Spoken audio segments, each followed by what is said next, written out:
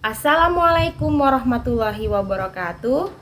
Tabi pun, perkenalkan saya Eliawati, CGP Angkatan 2, Kabupaten Lampung Timur.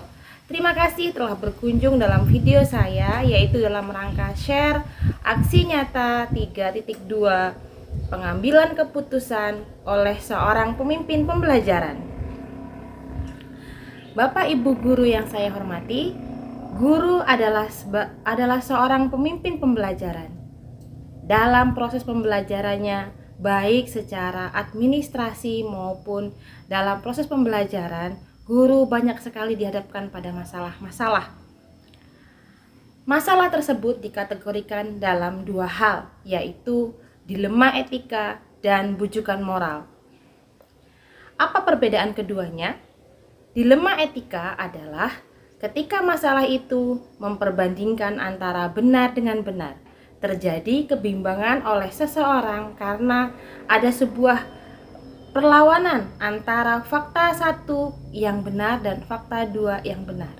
Sedangkan selain dilema etika, ada yang dinamakan dengan bujukan moral. Bujukan moral adalah pertentangan antara dua hal di mana fakta satu adalah kebenaran sedangkan fakta dua adalah sebuah kesalahan atau salah, benar lawan salah. Sebagai contoh, misal saya adalah seorang gadis yang akan menikah dengan calon A dengan calon B, di mana calon A adalah orang yang secara hukum boleh saya nikahi dan calon B pun demikian. Maka ketika saya bingung memilih untuk menikah dengan calon A atau calon B, itu dinamakan dilema. Sedangkan kalau bujukan moral itu sebagai contohnya, misal saya adalah seorang bendahara kegiatan, kemudian ketua dari pelaksana kegiatan tersebut meminta saya untuk membuat sebuah kwitansi palsu atas sebuah sisa dana anggaran, maka ketika saya mau, karena itu sebuah kesalahan dan saya merasa itu juga sebuah perintah dari atasan, maka di sini pertentangannya adalah sebuah kebenaran kalau saya melawan atasan, karena itu bertentangan dengan hukum pidana dan hukum pidata. Maka di sini dinamakan bujukan moral, yaitu kebenaran lawan kesalahan.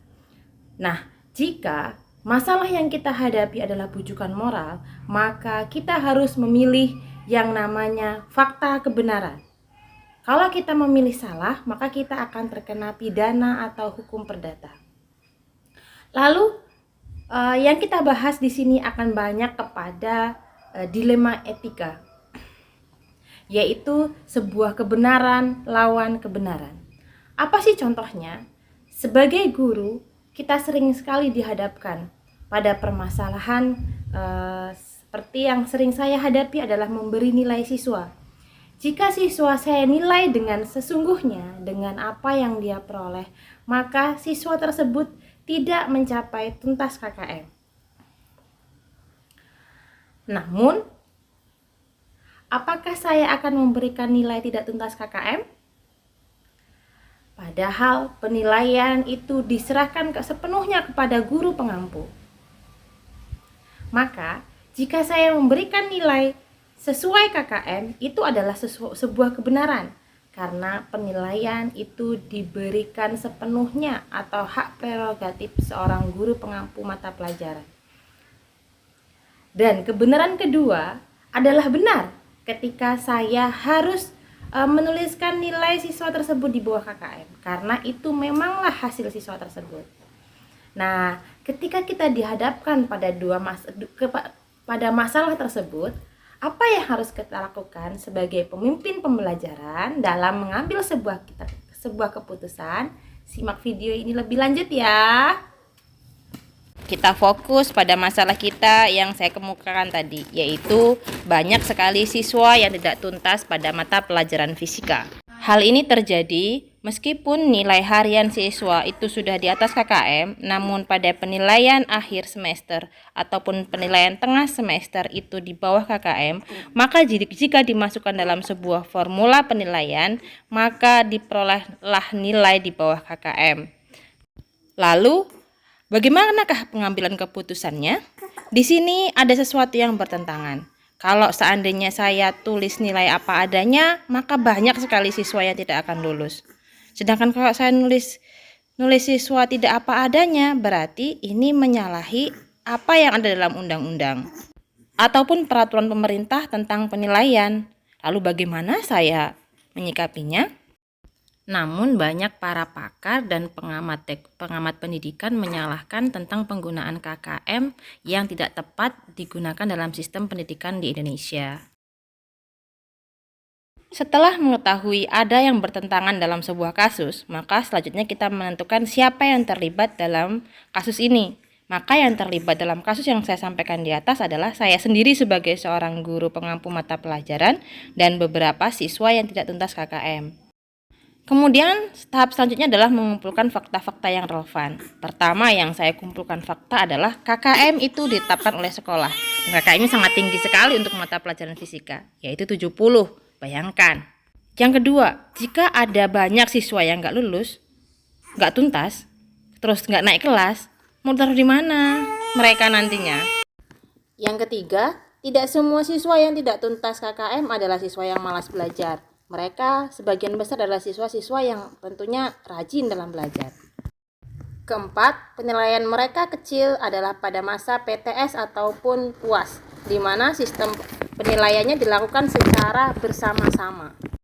Fakta kelima, fisika adalah mata pelajaran pokok pada rumpun IPA, digunakan sebagai data untuk masuk perguruan tinggi negeri tanpa tes.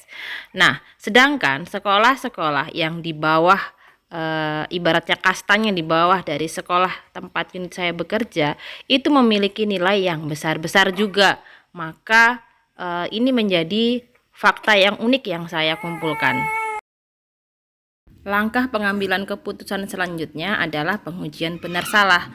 Satu saja pada uji ini adalah salah, maka kasus yang terjadi bukan dilema, melainkan bujukan moral. Sudah tahu kan kalau bujukan moral kita pilih yang mana? Pertama, uji legal adalah uji hukum pidana atau perdata. Kalau kita memberikan nilai siswa di bawah KKM atau di atas KKM pada siswa yang tidak tuntas, kira-kira melanggar hukum tidak ya? Hukum pidana dan perdata loh ya. Kemudian uji regulasi, yaitu uji kode etik. Adakah kode etik guru yang membahas tentang penilaian pembolehan guru untuk menuliskan nilai di atas sesuai dengan keadaan atau tidak. Kemudian uji intuisi atau uji perasaan. Kira-kira kalau kita menuliskan nilai tidak sesuai dengan sebenarnya, kita dicurigai nggak ya? Selanjutnya uji halaman depan koran. Kalau seandainya kita menuliskan nilai yang tidak sama dengan sebenarnya, terus ditulis di depan koran, kita malu nggak ya? Selanjutnya uji panutan. Uji panutan adalah kira-kira kalau orang lain yang kita anut, contohnya kalau saya misalnya menganut suami saya misalnya, kalau seandainya keadaannya seperti ini, banyak siswa yang nggak lulus KKM, apa ya yang diputuskannya? Berdasarkan pengujian benar salah dari yang saya paparkan di atas, ternyata menuliskan nilai tidak sesuai dengan yang sebenarnya tidak melanggar dari semua uji yang ada. Langkah selanjutnya dalam pengujian keputusan adalah penggunaan paradigma berpikir bahwa yang terjadi ini adalah benar-benar sebuah fakta kebenaran melawan kebenaran. Di sini ada 4 paradigma berpikir, yaitu keadilan lawan kasihan, individu lawan masyarakat, kebenaran lawan kesetiaan, jangka pendek lawan jangka panjang. Apa itu keadilan lawan kasihan? Sesungguhnya hukum itu adalah sama diberlakukan kepada semua orang. Namun pada kasus-kasus tertentu kita itu perlu memperhatikan pada salah satu orang di mana mereka itu memang harus diperhatikan. Maka kita memiliki rasa iba. Di sini namanya keadilan lawan kasihan. Yang kedua adalah individu lawan masyarakat, yaitu kebutuhan antara satu orang atau sekelompok kecil orang melawan kebutuhan orang yang banyak. Kemudian kebenaran lawan kesetiaan, yaitu kebenaran hukum lawan dengan rasa setia kawan kita kepada atasan ataupun teman. Dan selanjutnya jangka panjang lawan jangka pendek, yaitu keputusan yang diambil itu untuk kebutuhan jangka panjang ataupun kebutuhan jangka pendek. Maka dalam kasus di sini nilai fisika yang di bawah banyak yang di bawah KKM, pengujian benar lawan benarnya adalah cocok dengan paradigma berpikir untuk kebutuhan jangka pendek atau kebutuhan jangka panjang. Selain itu juga ada keadilan lawan kasihan, di mana di sini ada beberapa siswa yang nilainya sudah tuntas, namun ada juga siswa yang tergolong aktif tapi tidak tuntas. Maka di sini perlu adanya sebuah perlakuan khusus atau kita kasihan kepada siswa yang sudah capek belajar tapi kok nilainya kecil, daripada siswa yang malas-malas belajar tapi kok nilainya besar. Pengujian keputusan selanjutnya adalah menggunakan prinsip resolusi berbasis hasil akhir, berbasis peraturan, atau berbasis rasa peduli. Berbasis rasa peduli itu adalah cara berpikir di mana kalau seandainya kita itu seperti mereka, apa yang kita rasakan kalau kita itu mengalami kasus tersebut.